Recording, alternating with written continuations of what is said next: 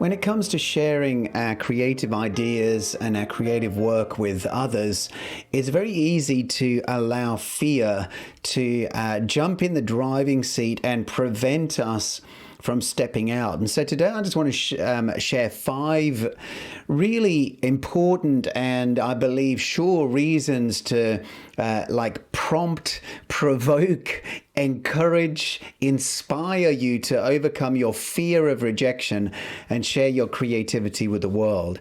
I mean, it really is a sad thing to think of the many unsung songs that have only been heard within 4 walls. Or how many pictures remain unhung, or poems that have been consigned to the pages of some dog-eared notepad. Not that there's not value in that, just simply enjoying our creativity for creativity's sake. But really, so much of what is made, so much of what is written, so much of what is developed, created, the kind of children of our heart really do deserve that day in the light where they can fulfill really their ultimate purpose and be heard, seen, and appreciated by others. And, just thinking about some of the reasons that often we allow our fears to dictate and either cause us to keep our creativity close to our chest and like hold our babies like hidden away from the world, or indeed even a step further back from that, never actually step out on that creativity in the first place.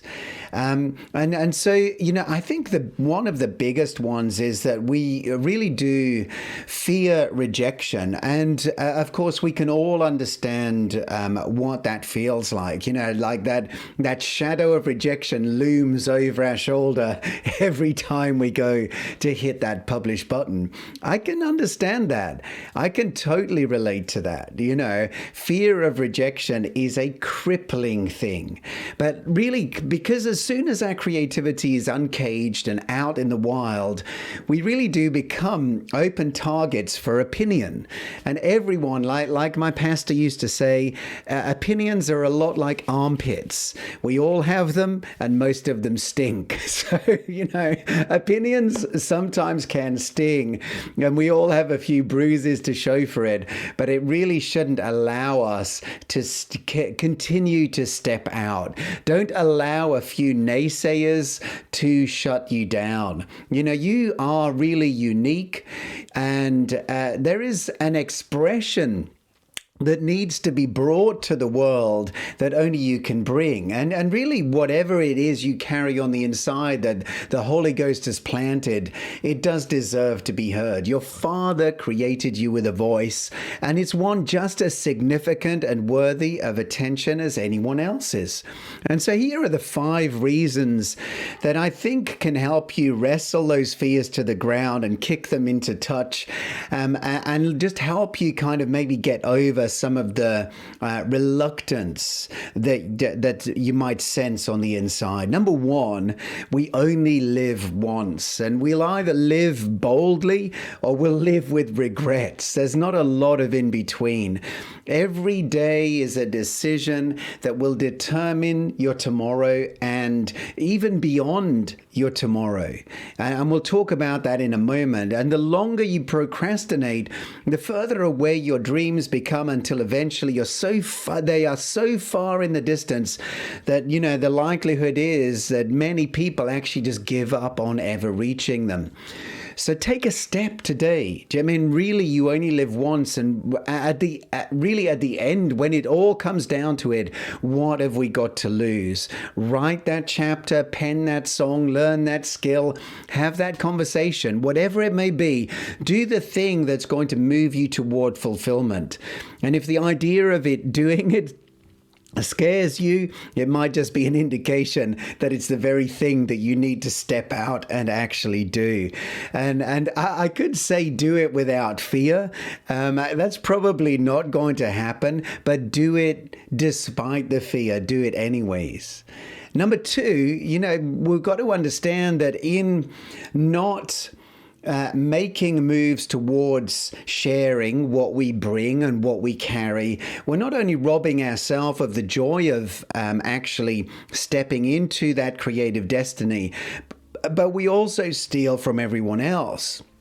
In a sense, not stepping out is the most selfish vanity of all. Sometimes we can fall for the lie that it's just vain and proud to step out and share what you have because, really, who are you? Who am I? But at the end of the day, really, it's pride that keeps us kind of hidden. We want to realize our gifts and talents. We want to realize them because our Father has placed them within us to bless other people. And so really, who are we to withhold that gift that he wants to bring to the world, and to even worse, to do so in the name of modesty or humility?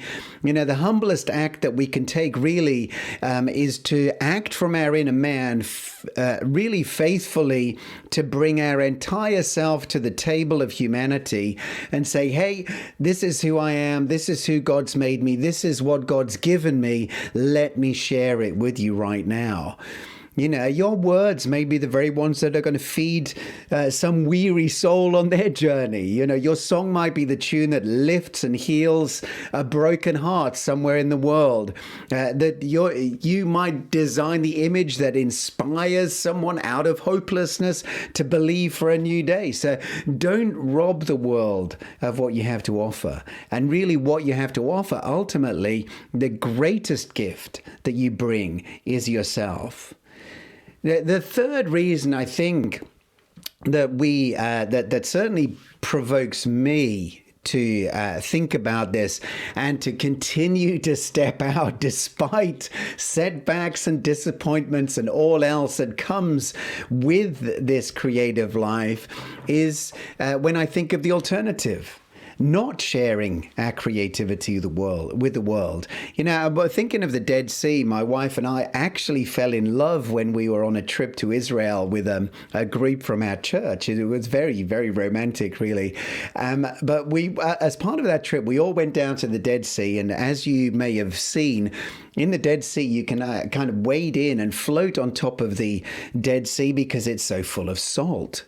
Now, the reason that the sea is called the Dead Sea is that nothing can live in there because the water flows into the sea basin but has no way to flow back out.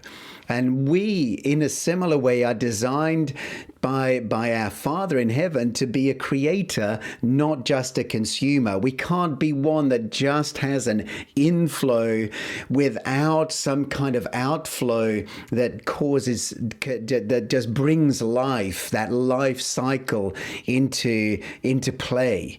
And so always receiving and never giving is essentially a slow death.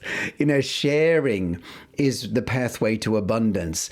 Give and it will be given to you. Good measure, pressed down, shaken together, and running over. And so laying it all on the line and making yourself vulnerable in this way is scary. But the alternative, a slow, painful death of the dreams and hopes that we carry, is really far more painful in the long run than the smart that you might feel if someone doesn't like what you create. And, again, we've all been there. We've put our art out there, and to a degree it's been trampled, or even worse, ignored. We've been maybe misunderstood or maligned. We've been mangled by our own insecurities. But each time, we get back up and we get stronger and keep sharing, keep putting it out there, keep just generously bringing yourself to the table and letting others kind of benefit from that. And also, number 4 is that every action is a stepping stone to the next and the next and the one after that. I've often coined the phrase, really, that the journey is the destination. And oftentimes God is not so much interested in us reaching some pinnacle of success or perfection. He is interested in our character being honed with the steps that we take in the journey. And if we can grasp this truth that the journey is really the destination, that success and failure are just two complementary threads that build this rich tapestry of character, we'll be less inclined to spend all of our time lamenting the mess-ups that we made yesterday or yearning for tomorrow's kind of uncertain victory. We'll understand that, hey, God is actually working on me right now as I walk, as I do. And so living in that, the immediacy, the freedom of the moment, shielded by God's grace and ready to build that bridge to our future by acting today is an exciting place to be. And, you are doing what you are doing today because you fought yesterday's battles and won. You're still standing because you are an overcomer, because you are a victor. And, whatever fear came and taunted you to inaction, like back there, and you acted anyways, when insecurity came and put you in a headlock and you shook it off and said, no way, I'm not going to listen to your lies. All of those footprints, however kind of painful they were, have led you here. And your Father was with you all the way, and he's with you right now too. And so I just encourage you, dear man, don't discount some of the steps that led you here, even if they were seeming failures, and I've got a good stock of them, like in my cupboard. I've got a good stock of like things that I can say, well, I tried and it didn't quite work the way I'd hoped. But many of those didn't work as I'd hoped and led to some of the things that did work. And number 5, and for me, this is such an important one. Leaving a legacy is so much more important than our busyness really often allows us to ponder. We get so busy that we see our life in this kind of tiny little sphere of activity, just trying to get by. And in it, we forget to think not just about our immediate circumstances, but the mark that we will leave for future generations. And so like pondering our mortality, not in a kind of macabre way, not in a depressive way, but recognizing that we just have a short time on the planet and that we really want to make a mark, yes, in this life, but also leave a legacy for those who will come after us.